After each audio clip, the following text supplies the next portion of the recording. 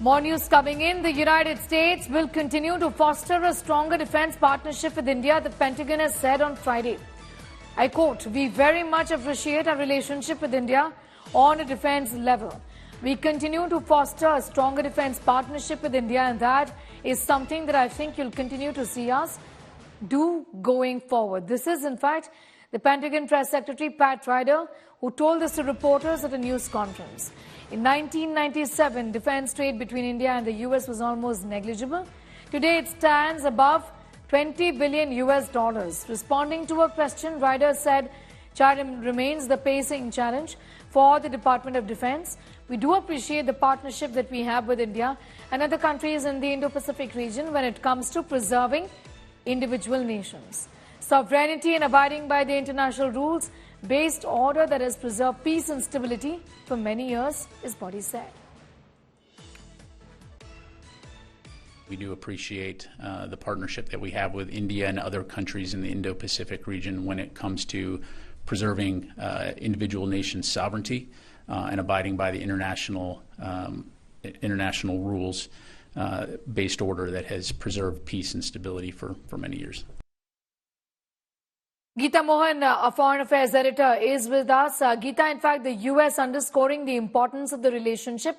Not just that it has received a boost in the last few years as far as both trade and defense ties are concerned.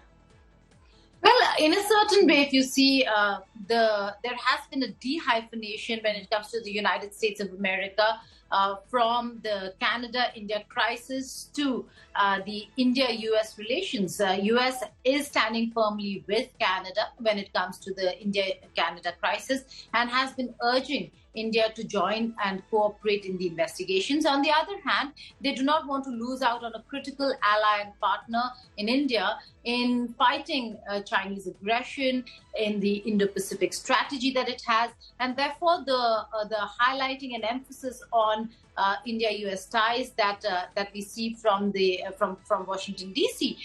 They are quite intent on ensuring that the two countries move forward, irrespective of what happens between India and Canada, calling it bilateral, but also urging India to cooperate in investigations clearly show that, and the fact that the initial intel came from America clearly show that they do want to stick to the question of sovereignty and whether if that was violated when it comes to Canada.